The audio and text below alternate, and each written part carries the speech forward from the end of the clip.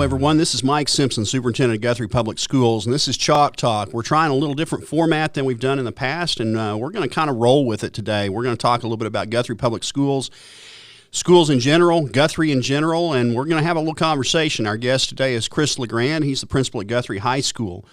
And Chris, welcome to the show. This is episode 1 of season 1, I guess, that we'd call it, however that goes out on the internet.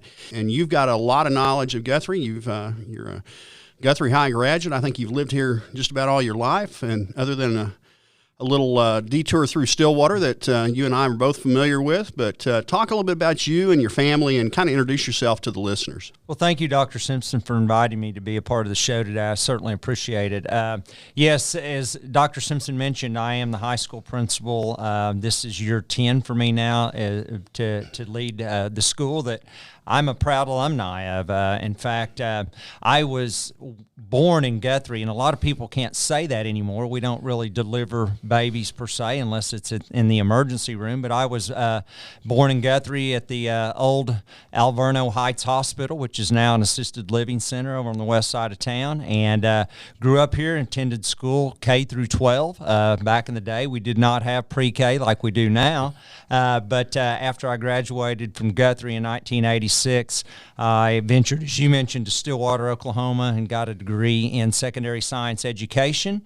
And from there, I was at Guthrie Junior High actually for 15 years as a science teacher and a coach. I thoroughly enjoyed that experience, and then I had an opportunity to get into administration, and was in admin a few years, and then got smart, came back home to Guthrie, to my home, and have just had a great experience thus far. As you mentioned, I do have children. I've got 3 daughters. I often joke that that's probably why I'm thinner and grayer at my age. 2 of the 3 have graduated. My youngest is a senior and will graduate in May. Trista, I'm so proud of her right now. She's doing really well. She's actually an ICU nurse at Children's Hospital in Oklahoma City, which, as we know in these days and times, can be a very stressful job. And then Trenda, my middle daughter, is a junior at Southern Nazarene. She wants to be a nurse. And interestingly, my youngest one, she said, "Dad, I have no interest in that. I want to own my own business and have a clothing boutique." So I'm like, whatever you want to do, honey, I'll support you. But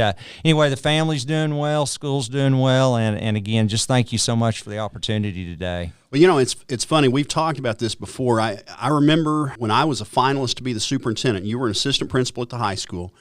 And I remember walking through the building and meeting you, and we looked at each other, and we knew we hadn't seen each other from college or something like that, because I was social studies ed and you were science. I'm not sure, though, that we didn't have some classes together, because we were both class of 86, me from Stillwater, you from Guthrie. While we were studying together, I don't think we knew it, that we would end up working together for as long as we have now after all these years. It's kind of funny how that works out. Yeah, it's just full circle, and it's, since you mentioned, I do remember that very day, because we were in the north end in my office, and I looked at you and you looked at me, and then it hit me that I had remembered that when we were coaching, we would get honorary tickets to go to the OSU football games, and so I'd remember sitting very close to you or in proximity during those football games, and so we go way back. You were the assistant principal before when I got here, and we had some staff changes and elevated you to principal. So what's it been like with your own kids going through Guthrie High School and you the principal?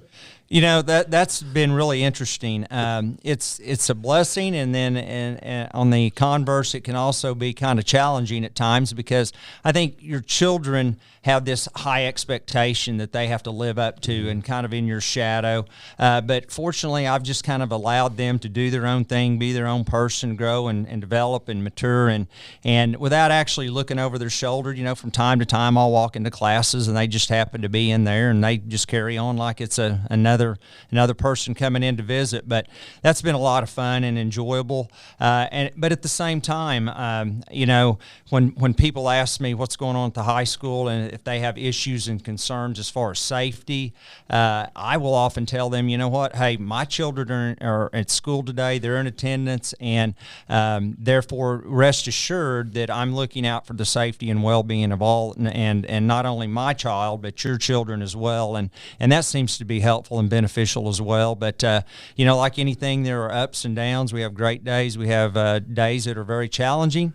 But all in all, it's a very rewarding position and job, and it's something that I've embraced, and that I'm just proud to say that I'm actually leading the school that I'm a product of. So it's very rewarding. That's good stuff. I've had the same thing because I've got both of my kids are in Guthrie Public Schools. I've got one that's a sixth grader at Guest, and I've got one that's a second grader at Central. So mine are younger, but there have been times that people have reached out to me and they were concerned for safety or whatever else, and I'd tell them the same thing. I'm going to send my kids to school tomorrow. I think it's comforting because in positions like you and I have, sometimes people think that we understand their plight as a parent.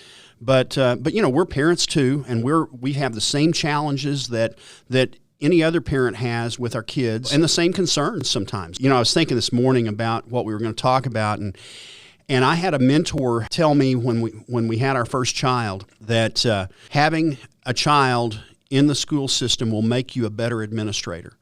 And I didn't really know what he meant at the time, but it really makes a lot of sense now. And then, the other side of this is your wife and my wife both work in the school district as well. And so we have a tremendous family connection to Guthrie Public Schools, and we live it every day. I think that has a real effect on how you and I both approach our jobs on a daily basis. And so I think we're very fortunate that we can do that. I'm sure you've heard stories about what happened at school just like I have, and sometimes they're even true. Yeah. Well, and one of the advantages of having my wife at the junior high, it's so nice, is that oftentimes I can go to her because she's had a majority of these students already in class, and, she can give me some background information and some insight, and that's often helpful for empathy and to be able to relate to kids and kind of have an idea of where they're coming from, and so that's always enjoyable too. But yet at the same time, I've got a sister-in-law that teaches at Fogarty, and so from time to time she'll share with me things that are going on at the elementary level, so that's beneficial as well. But you're right. I mean, just having a grounded connection in these schools so that we know what our kids are going through on a daily basis. And as you mentioned, as a parent, not only do we have to look out for the welfare of our faculty and staff and our students, but our own children as well. And so we can look at things through different lenses, which I think sometimes people have a difficulty doing. And being able to look at a situation through the eyes of a parent and as an administrator, I think is very beneficial to everyone. Absolutely, and I'm so happy that when I look at our administrative team and I look at our teachers and the fact that so many of them have children and have them in our schools, we take our job personal, and it's not just looking out for our own children, but it's looking out for everyone that's in the school building, and whether that be a safety issue or the issue of the day, which for the last 18 or so months has been COVID. And so we're going to kind of segue into the next thing I want to talk about is let's talk a little bit about COVID at Guthrie High School and what that's been like this year. Because it's been a little different. It's no secret I'm very proud of the fact that we were open for in-person instruction all year last year. The only thing that shut us down was a couple of ice storms and some cold that sent some pipes bursting, because I think that's what's best for kids. And I know you agree with that, but talk about the things that you have done at the high school building to try to make sure that we stayed open. That's a great question, Dr. Simpson. And first of all, before I begin with that response, I'd just like to applaud you and your efforts for what you've done to be able to keep us open, because I'm very involved in our state principals organization, and I know that we were the envy of a number of school districts just because we were able to stay open in face-to-face instruction for 5 days a week. But I think some of the things that we've done has enabled us to do that. For example, if you've been to the high school, you know that those hallways are fairly narrow, and we had kids passing in both directions. And now, due to COVID restrictions, we have everyone going in a counterclockwise direction. We have arrows in the hallways, and it's really cut down on the traffic, and it's basically prevented kids from coming up onto one another and passing and creating, in some unfortunate situations, some some what could be perceived as a fight or a tussle. So it's not the mosh pit that it once was. No, and so that's really helped us a lot. It's really cut down on the congestion. Another thing, in the cafeteria, all the chairs face one direction or towards the stage, and so kids are not facing each other when they're eating.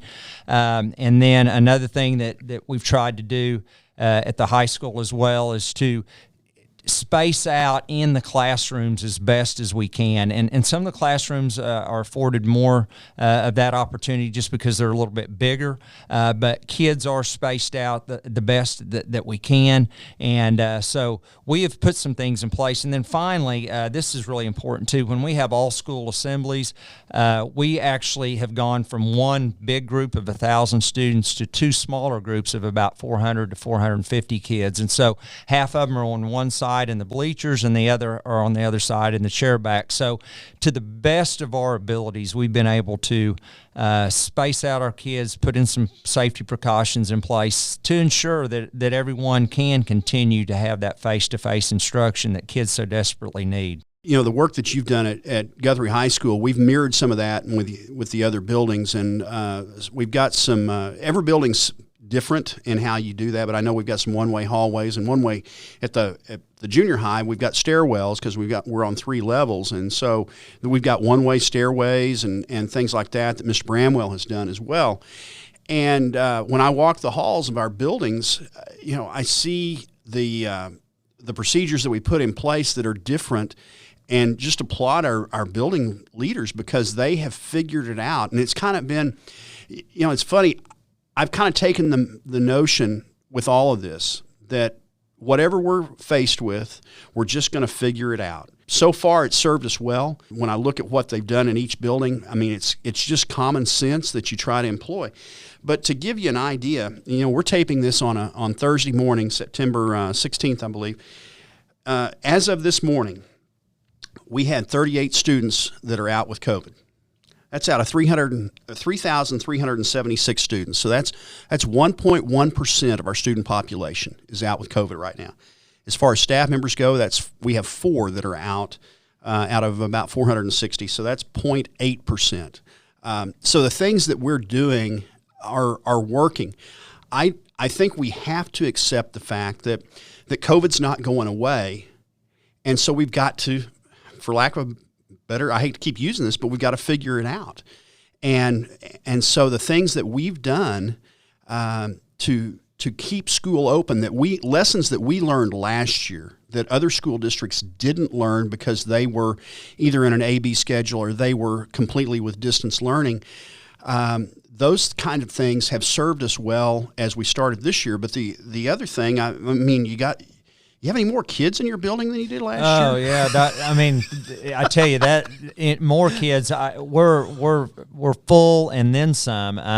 In fact, I'd like to tell people that on the first day of school, I was actually out front greeting students as they were coming in, and I met a gentleman from Southern California, and then I met a gentleman that had just moved to Guthrie from Portland, Oregon, and so, you know, I said, well, why Guthrie? Why Oklahoma? And they're like, we're just crazy, you know, tired of the craziness and the high taxes and on the West Coast, and we want to get back to the civilized and the slower pace of life in Oklahoma. And so not only have those students that were in distance learning returned, we're getting a lot of students coming in that are moving into the district, and the district is growing, and a lot of new housing additions going up. But one thing that I wanted to kind of go back to as far as COVID too, and as far as our staff is concerned, you mentioned only 4 active cases in staff. You know, we've really made it a point of emphasis with our staff members to avoid being with a student or groups of students for long periods of time. And of course, that's nothing to take away that we want them to offer help and assistance, but just to avoid getting in close proximity within 6 feet for any length of time. And so our staff have done really well with that. And then our faculty meetings, we used to have them in the little theater, and we'd be just side by side. And now we actually have our staff meetings in the gymnasium and the chair back so that they can actually spread out. Yeah. So, and very few of our teachers eat lunch together anymore. I mean, they realize the importance of staying healthy so that they can be there and available, and we can keep school open for our students. And so I just applaud their efforts. Well, and I appreciate all the work that they're doing, because I can put on my parent hat for a moment too. Our teachers genuinely care about our kids. When we hire a new teacher, and when I speak to the new teachers as a group before we start the school year, I talk about the culture of Guthrie and the culture that we've created and the buy-in that we've created with all of that, and that we put students first. And that's more than just a catchphrase. That's something that I see our teachers do every day. I've seen them do that not just with my own children, but with children in their classrooms that maybe didn't have the means to do something that the other kids wanted to do, and they come up with it out of their own pocket and things like that. And the love that they have for teaching and for kids is it's not a given that's everywhere, and so that's something that starts with the leadership of the building, but also starts with when you hire people and how you evaluate potential employees, and that's really good stuff. When we shut down in March 13th of 2020, and the concern that our teachers had for their students between then and the end of May, when we were supposed to have graduation and the end of a school year, that alone fueled their fire last year, I think, to want to stay open and do whatever it took to make sure that they took care of their kids. And you know, the interesting thing, you've talked about the growth of enrollment at the high school, of large school districts. Guthrie had the largest drop of enrollment for last year. We lost 25% of our kids from October 1 of the previous year until last year. And those kids have, for the most part, all come back. And that speaks to the fact, I think, that we stayed open and that we did what we had to do to provide for our students and provide in-person instruction. And so I just can't thank you guys enough for all that you've done there. Let's talk a little bit about something else. I got to tour Meridian's new facility this morning. I don't know if you've had a chance to tour it yet. And there's not going to be a lot of high school programming there, but it's a new facility in Guthrie on South Division, being built by Meridian Technology Center. And I was very excited. This is something near and dear to your heart with your because of the background of two of your daughters. They're going to have a large nursing program in there. And I think we all know, and you can speak to this, I'm sure, with your family, but there's a huge shortage of nurses, and that's only gotten worse with COVID. There was before we had COVID. And so being able to provide that programming in Guthrie, I think, is a huge asset. And then there's going to be this great meeting room area that's going to be larger than any space that we have in Guthrie for banquets or for programming of, I talked to Dr. Major when we were walking through today about possibly professional development for our staff. And so what, from your perspective with a daughter that's in nursing, one that's headed to nursing, what are your thoughts about all that and what that can do for Guthrie? Oh, I just think that it's just an awesome opportunity for the people of Guthrie. In fact, Dr. Simpson, I haven't toured it yet, but each day I pass it going to work, I pass it going home, and so I always make it a point to look at the progress that's being made, and it's a wonderful facility. But as you said, one need to only pick up a newspaper, read the data, and you can see that there is a dire need for more nurses and people in those health professions today, just because there's such a shortage. It's so stressful, especially with COVID going on. But to have a facility where we can train people in our community to be able to step up and learn some of the finer points and nuances of those positions and then be able to go out and serve, I just think that's awesome. And then, you mentioned the conference room. When I was talking to some of the representatives from there earlier last year, we'd even discussed we want to have senior conferences for our students before they graduate each year, and where they have an opportunity to go off campus and meet and meet with representatives about insurance and renting and how you go about securing a place and budgeting for bills and basically what we call personal financial literacy, and just to have the opportunity, the facility to be able to host something like that, I think that's amazing. And just for businesses, they talked about it's going to also be a business incubator. And hey, there's so many people out there that and our kids at the high school that want to be entrepreneurs. When I talk to kids every Friday about what do you want to do, a lot of them want to be entrepreneurs. They want to go out and start their own business. So this is just another addition to what we're offering our kids to help them be successful as they plan to be college and career ready. I've toured the business incubator in Stillwater, and then when Dr. Major took me through it this morning, the one that's here in Guthrie, very similar, going to offer a lot of options, including bays where they can have some work with manufacturing and things like that, where they can build some of their own things. The thing that I noticed in Stillwater is that they encourage people to start there, but like an incubator for anything else, then they encourage you to move on and spread your wings to grow. And I'm thinking I have this vision of our kids having some options for career after high school that are right here in Guthrie. And a lot of our community members that promote Guthrie so much, they talk about wanting to create opportunities for their children to remain in Guthrie after high school, and I think that's just a great tool and an asset for our community and for our kids that are going to be graduates of Guthrie High School. And so I'm with you on that, and I'm real excited about that. All right, let's talk. We're right in the middle of football season. The great thing about this week is Guthrie's 3-0 in football, and we're not going to lose this week because we don't play. We've got to bye. So talk a little bit about that. But also, I know that you, because of your daughter's involvement, and you followed that softball program as close as anyone over the last 8 years or so.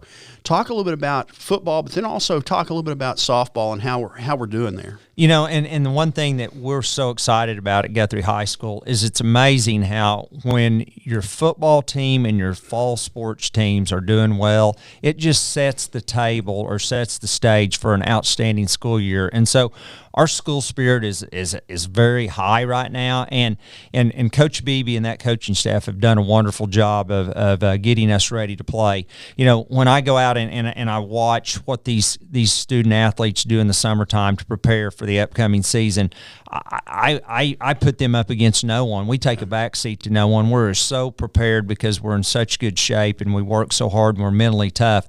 But those kids have gotten off to a great start. We were young last year, and that experience that they gained is paying off this year.